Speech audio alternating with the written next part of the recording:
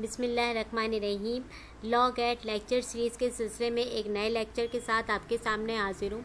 आज के इस लेक्चर में हम कानूनी शहादत ऑर्डर 1984 से रिलेटेड जितने भी इम्पॉर्टेंट MCQs हैं जो कि आपके अपकमिंग टेस्ट में आ सकते हैं उन्हें डिस्कस करेंगे। मेरी ये वीडियो हो सकता है थोड़ी सी लेंदी हो जाए, लेकिन ये आपके जो प्रिपरेशन है उसके हवाले से एक बहुत इम्पॉर्टेंट वीडियो है। मैं आपसे रिक्वेस्ट करूँगी कि इस वीडियो को आप आखिर तक देखें ताकि आपके कॉन्सेप्ट जो हैं वो बिल्कुल क्लियर हो जाए। आइए चलते हैं आज के हम अपने लेक्चर की तरफ। सबसे पहले मैं ये जो MCQs हैं इन्हें मैं जो है वो साथ साथ थोड़ा सा एक्सप्लेन भी करती जाऊंगी ताकि आपके कॉन्सेप्ट जो हैं वो क्लियर हो जाएं। फर्स्ट MCQs है हमारे पास के opinion of expert upon any point of law और फैक्ट, यानी कि कानूनी शहादत में जब हम एक्सपर्ट ओपिनियन की बात करते हैं तो उनका ओपिनियन जो है वो चाहे वो किसी भी लॉ पॉइंट पे हो या फैक्ट्स पे हो, वो क्या है, क्या वो रेलेवेंट है, डिपेंड अपॉन सर्कमस्टांसेस है, इररेलेवेंट है या नन ऑफ दीज है। तो इसका पहला हमारे पास ऑप्शन है रेलेवेंट, यानी एक्सपर्ट ओपिनियन जो है वो रेलेवेंट होता है चाहे वो ओपिनियन किसी लॉ पॉइंट पे दिया गया हो या किसी फैक्ट पे दिया गया हो। सेकेंडली हमारे पास है आर्टिकल डैश ऑफ कानूनी शहादत provide that question not to be asked without reasonable ground. अगर रीज़नेबल ग्राउंड नहीं है तो फिर आप कोई भी क्वेश्चन नहीं पूछ सकते। ये कानूनी शहादत के किस आर्टिकल में डिफ़ाइन किया गया, तो आर्टिकल 141 में डिस्कस किया गया है।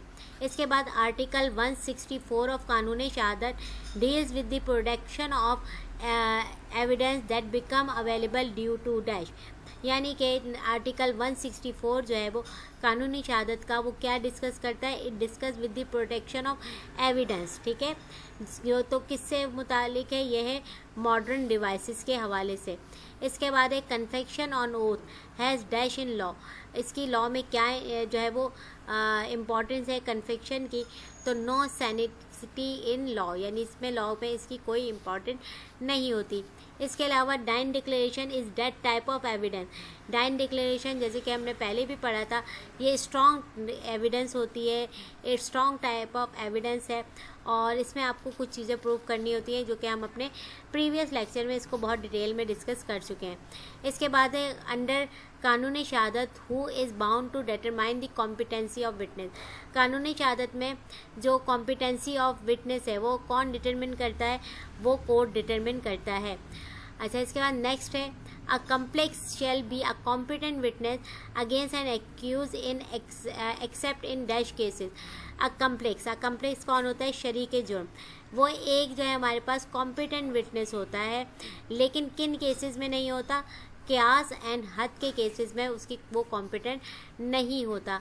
इसके बाद नेक्स्ट है हमारे पास when an accused person record his statement he will be usually. जब एक्यूज पर्सन जो है वो अपनी स्टेटमेंट को रिकॉर्ड करता है तो वो क्या करता है, cross examine by the prosecution, जो है उसे यूजुअली जो है वो प्रोसिक्यूशन उसे क्रॉस एग्जामिनेशन करती है। अच्छा, इसके बाद एक identification period is a rule of dash prudence. Next हमारे पास है no public officer shall be compelled to disclose communication made to him in official confidence when he considered that the public interest would suffered by the disclose। ये किस article में जो है वो define किया गया है, आर्टिकल 7 जो है हमारे पास ऑफिशियल जो कम्युनिकेशन है उसे डील करता है, जो हम लास्ट टाइम पढ़ चुके हैं। इसके बाद है कोई भी matter, any matter express or describe upon any substance by means of letter figure or mark is called dash, is called document. Relevancy of fact performing part of dash. Relevancy of fact जो है वो किसका part है, same transaction का part है। Article 16 जो है वो कानूनी शहादत का किसे डील करता है, आर्टिकल 16 अकम्प्लेक्स को डील करता है। कानूनी शहादत was made by the president on dash. President ने बनाया था कब बनाया था, ठीक है, 26 अक्टूबर 1984 में। इसके बाद है an investigation officer can refresh his memory from his diary as provided in article 155 of कानूनी शहादत। A question is whether A was poisoned by B, regarding his opinion of medical officer will be dead. देखें, ये question है कि क्या ए जो है वो उससे पॉइजन दिया गया था, बी ने उसे पॉइजन दिया है। इसके रिकॉर्ड, इससे जो रेलिवेंट मेडिकल ऑफिसर है उसका जो बयान होगा, उसका जो ओपिनियन होगा, क्या वो रेलिवेंट होगा या नहीं, तो बिल्कुल वो रेलिवेंट होगा। इसके बाद हमने एक और चीज़ पढ़ी थी कि all dash are dash not confession, all admissions are confession not confession, all admissions and और इसमें आपका आएगा ऑल एडमिशंस आर कन्फेक्शंस, ठीक है। इसके बाद है आर्टिकल 163, कानूनी शहादत किसे डील करता है, ये जो है वो जर्नल ओथ को डील करता है। अच्छा, the question is whether hold sold by A to B is sound A sound A says to B go and ask C knows all about it, C's statement is, तो यह है an admission. देखिए, ये मैंने जब आपको admission का topic करवाया था उसमें हमने इस चीज़ को पढ़ा था कि अगर कोई रेफर बंदा कोई भी जो है वो इस स्टेटमेंट दे रहा है तो वो भी क्या होगी, एडमिशन कहलाएगी। इसे हम बहुत डिटेल में कर चुके हैं। इसको थोड़ा सा अगर आप चाहें तो मैं यहाँ पे एक्सप्लेन भी कर देती हूँ कि अगर ए जो है उसने क्या किया कि एक अपना घोड़ा सेल किया बी को, ठीक है, और उसने ये कहा कि ये एक जो है वो साउंड है, ठीक है। अब क्या होता है, अब जब बी घोड़ा घर लेके जाता है तो वो तो अनसाउंड माइंड होता है। बी जो है वो दोबारा ए के पास आता है और उसे ये कहता है कि भाई ये तुम्हारा घोड़ा जो है वो अनसाउंड है। अब ये कहता है कि तुम जाओ और सी से पूछ लो, सी तुम्हें बता देगा कि ये घोड़ा साउंड है या नहीं। जब वो सी के पास जाता है ए, तो सी ये कहता है कि हाँ ये घोड़ा जो है साउंड नहीं है। अब ये जो सी की स्टेटमेंट है ये एक एडमिशन है, क्यों, क्योंकि सी को रेफ़र किया था ए ने, तो ये रेफ़र पर्सन भी अगर कोई स्टेटमेंट देते हैं तो वो भी एडमिशन ही होगी। अच्छा, इसके बाद है when in cross examination of a witness new things and facts appear then the party who produce the witness can give application to the court for dash re-examination of such witness. A plaintiff of a suit need to prove his case through dash। जो भी plaintiff होता है वो अपनी जो case है उसे कैसे प्रूव कर सकता है, oral primary and secondary evidence से प्रूव कर सकता है। अच्छा, कानूनी शहादत में टोटल कितने सेक्शन हैं, कितने आर्टिकल हैं, 166। अच्छा, इसके बाद है लीडिंग क्वेश्चंस को कौन से आर्टिकल जो है वो डील करते हैं, आर्टिकल 136 से लेके आर्टिकल 138 तक लीडिंग क्वेश्चन को डील करते हैं। अच्छा, confection before police in the absence of magistrate, क्या एडमिसिबल है या नहीं, तो ये एडमिसिबल नहीं है। इसके अलावा एक्स्ट्रा जुडिशियल कन्फेक्शन, क्या उसको जो है वो उसके लिए क्या ज़रूरी है, उसके लिए need to be prove by strong calibrated evidence, ठीक है। इसके बाद नेक्स्ट है हमारे पास कन्फेक्शंस की कितनी काइंड्स हैं। कन्फेक्शंस की हमारे पास 2 काइंड है, एक जुडिशियल होती है, एक एक्स्ट्रा जुडिशियल होती है। इसके बाद है law of evidence was amended and replace with Qanun-e Shahadat in order to bring it with the conformity with the injection of Quran and सुन्ना। अच्छा, a complex mean a person who is guilty associate in crime.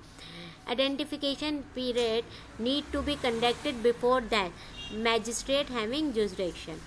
इसके बाद next one is entries in book of account as provided by article 48 of कानूनी शहादत are dash relevant but need to be prove by this further evidence, ठीक है। इसके बाद है article dash of कानूनी शहादत deals with the legitimacy of child. Legitimacy of child कौन सा आर्टिकल डील करता है, article 128। Identification period is a kind of dash, क्या है, कोलैबोरेटेड एविडेंस है। अच्छा, कोलैबोरेटेड एविडेंस क्या होती है, इसको हम डिटेल में पहले ही कर चुके हैं। इसके बाद है नेक्स्ट हमारे पास a witness giving evidence in हुदूद केसेस शुड बी। जो भी पर्सन जो कि हुदूद केसेस में एविडेंस देता है वो क्या होना चाहिए, मेल होना चाहिए। इसके बाद character of person is relevant, person का करेक्टर कब रेलिवेंट होता है, in criminal cases. Article 64 of कानूनी शहादत किसे डील करता है, opinion on relation with when relevant. Article 132 of कानूनी शहादत deals with dash its examination in chief. अच्छा, the facts and issue raise in pleading pleading needs to be prove by. जो भी facts और इशू जो कि प्लीडिंग में मौजूद होते हैं वो कैसे प्रूव किए जा सकते हैं? वो ओरल, प्राइमरी और सेकेंडरी एविडेंस से प्रूव किए जा सकते हैं. इसके बाद नेक्स्ट है हमारे पास स्टॉपल जो है वो किन आर्टिकल में डील हुआ है. तो आर्टिकल 114 से लेके 116 तक स्टॉपल को डिस्कस किया गया है. इसके बाद नेक्स्ट है हमारे पास article dash deal with protection of primary evidence. तो वो कौन सा आर्टिकल 72. अच्छा, इसके बाद नेक्स्ट है हमारे पास whenever the opinion of any living person is relevant the ground upon which such opinion is biased are also relevant. ठीक. नेक्स्ट है हमारे पास A desires a court to give judgment that B shall be punish for a crime which A says B has committed. The burden of proof will be on किस पे होगा? A to prove B has committed crime. इसको थोड़ा सा explain कर देती हूँ कि ए जो है वो कोर्ट में जाता है और कहता है कि भाई आप जो है वो बी के अगेंस्ट जजमेंट दें कि बी ने जो है ये क्राइम किया है. ठीक है. अब ए कह रहा है कि बी ने क्राइम कमिट किया है, तो बर्डन ऑफ प्रूफ भी किसके ऊपर होगा? ए के ऊपर होगा. अच्छा, एक ऐसा बच्चा, a child is competent witness to testify if he is able. एक बच्चा जो है वो कॉम्पिटेंट विटनेस उस सूरत में हो सकता है जब वो क्वेश्चन को समझे और उसका रैशनल आंसर दे. इसके बाद है register of birth maintain by municipality as dash. वो जो बर्थ रजिस्टर जो मेंटेन किया जाता है वो क्या म्यूनिसिपल कॉरपोरेशन की साथ वो क्या होता है? वो एक पब्लिक डॉक्यूमेंट है. इसके बाद नेक्स्ट है हमारे पास एन स्टेटमेंट ओरल और documentary which suggest any interference as to any fact in issue of relevant fact and which is made by person is called admission. Oath upon which evidence need to be recorded in judicial proceeding is called journal oath. The rule of plea of alibi is given in dash article. यानी plea of alibi का जो rule है वो किस article में दिया गया है? वो आर्टिकल 24 में दिया गया है. इसका नेक्स्ट है हमारे पास which article from the following deal with the impeachment of witness. ठीक है. वो क्या है? आर्टिकल 151 जो है वो इम्पीचमेंट ऑफ विटनेसेस को डील करता है. इसके बाद नेक्स्ट है A wish to prove a dying declaration by B. A must prove. A जो है वो ये कहता है कि बी ने जो है वो अपनी जो नज़ा की कैफियत थी, यानी कि जब वो मरने वाला था तो उसने एक बयान दिया था. अब ए को पहले क्या प्रूव करना होगा? पहले ये प्रूव करना होगा कि बी की डेथ हो चुकी है. उसके बाद वो डाइन डिक्लेरेशन की प्ली ले सकता है. इसके बाद है आर्टिकल 114 ऑफ कानूनी शहादत deals with estoppel of dash conduct and representation of. ठीक है. इसके बाद नेक्स्ट है the process of evidence conducted by the adverse party is called dash cross examination. Article dash of कानूनी शहादत define evidence. This is article 2C. Article 2 of कानूनी शहादत deal with dash definitions. Article dash of कानूनी शहादत deal with Dine declaration, that is 47. Article 47 subclause 1. The कानूनी शहादत order 1984 estoppel has dash kind. Estoppel की कितनी काइंड है? 3 kind है. आर्टिकल 31 ऑफ कानूनी शहादत lays down dash classes of person who can make a admission, that is 5. ठीक है. Any question suggesting the answer which the person putting it with or expert to receive is called a dash question. This is called leading question. The कानूनी शहादत order 1984 admission is defined in dash article of कानूनी शहादत. Article 30. Birth of child during the marriage is a conclusive proof of dash legitimacy. ठीक है. इसके बाद है a person who has been convicted by a court for perjury or giving false evidence is not a competent witness unless he mended his vow. ठीक है. इसके बाद है a fact is said to be dash to another when the one is connected with the other in any of the following ways. क्या होगा? relevant fact. अच्छा, evidence recorded without oath in dash judicial proceeding, not admissible. Article 18 of Kanun e Shahadat provided that evidence may be given on fact in issue and relevant fact. अच्छा, an offence of zina bil jawar requires that either a guilty of person or evidence by dash by जो है वो इसमें आएगा 4, यानी कि जिना bill जबर है उसको प्रूव करने के लिए कितने जो है वो हमें विटनेसेस रिक्वायर्ड होंगे. इसके बाद है confection is applicable in dash cases in criminal cases.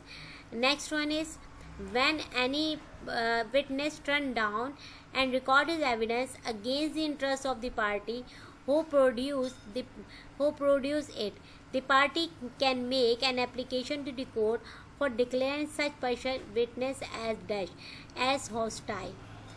अच्छा, any person, anything, state of thing or relation of thing capable of being perceived by the senses is called dash. It is fact. अच्छा, press clipping of newspaper are dash, ये भी क्या है हमारे पास admissible है. The res gestae means, the term res gestae means क्या होता है, closely connected. The term identification means proof of collaboration. अच्छा, all the statement which the court permits or required to be made before the witness in relation to the matter of fact under inquiry, such statement is called oral evidence. The term period means procedure of conducting identification period. Next, अगर हम इसके इसी तरह मैं तमाम जो है वो MCQs आपको बताती जाऊँ. आपके सर से इस वक्त गुजर रहे होंगे, कुछ आपको सही भी लग रहे होंगे, इसलिए सर से गुजर रहे होंगे कि इन MCQs को समझने से पहले आपको मेरे तमाम लेक्चर जो कि मैंने क्लास में डिलीवर किए हैं वो लेक्चर्स आपको लेना बहुत ज़रूरी है. अगर आपने वो लेक्चर्स लिए हुए होंगे तो ये क्वेश्चंस आप आराम से जो है वो इस वक्त मेरे साथ साथ सॉल्व कर रहे होंगे, इसीलिए मैं इनको बहुत ज़्यादा तेज़ी से लेके जा रही हूँ.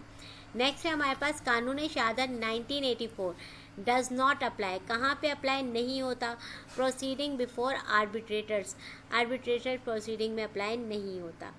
इसके बाद नेक्स्ट है a video film is admissible piece of evidence under which article, under article 164. अच्छा, a dying declaration can not form the sole basis of conviction unless it is collaborated. Right, इसी तरह ये तमाम जितने भी आप देख रहे हैं ये तमाम जो है MCQs हम क्लास में भी करते रहे थे जब हम क्लासेस ले रहे थे, और उसके अलावा ये सारे MCQs जो हैं वो आप एक दफ़ा अगर मेरी क्लासेस को लेंगे तो इंशाल्लाह आपको बहुत ज़्यादा क्लियर होगा. और ये जो मैं इतनी जल्दी कर रही हूँ मेरे से पहले आप लोग इनको सॉल्व कर रहे होंगे. अच्छा, इसके बाद एक और इम्पॉर्टेंट चीज़ है वो है प्रिंसिपल ऑफ तज़किया अल शहूद. तज़किया अल शहूद इज़ एप्लीकेबल टू डैश. ये हमारे पास है हुदूद एंड किसास के केसेस में. ठीक है, कसास होता है, किसास I don't think so, I am really sorry, इसको सही से प्रोनाउंस करना थोड़ा मुश्किल हो जाता है. अच्छा, बाकी ये सारे MCQs भी सेम ऐसे ही हैं, आप इसको देखते जाएं, पढ़ते जाएं, इनको सॉल्व करते जाएं. इनके आंसर्स मैंने साथ साथ लिख दिए हैं ताकि आप अपने इनके आंसर्स को भी चेक कर लें. देखिए, मेरे हिसाब से ये इम्पॉर्टेंट MCQs थे जो मैंने प्रिपेयर किए हैं, आप भी थोड़ा सा इनको देख लीजिएगा. जैसे कि एक और MCQs है, dash evidence is more effective than dash evidence, यानी कि प्राइमरी एविडेंस जो है वो बहुत ज़्यादा इफ़ेक्टिव होती है as compare to the secondary evidence. ठीक है, इसके बाद नेक्स्ट हमारे पास है एक और important, an advocate can not be bound to disclose anything which has be done between him and his client except with the permission of his client. जो भी बातें हुई हैं क्लाइंट से वो कोई भी एडवोकेट जो है ना उसे पब्लिश नहीं कर सकता, डिस्क्लोज नहीं कर सकता जब तक जो है उसे क्लाइंट परमिशन ना दे दे. इसके बाद है आर्टिकल 44 ऑफ द कानून शहादत, accused person include and accomplice shall be liable. ठीक है, accomplice shall be liable to cross examination. There is no applicability of estoppel where deed is obtained by fraud. ठीक. अच्छा, इसके बाद है principle of alibi is provided in that section 24. अच्छा, इसके बाद आपका जो लास्ट MCQs है वो क्या है? A is accused of murder of B by beating him.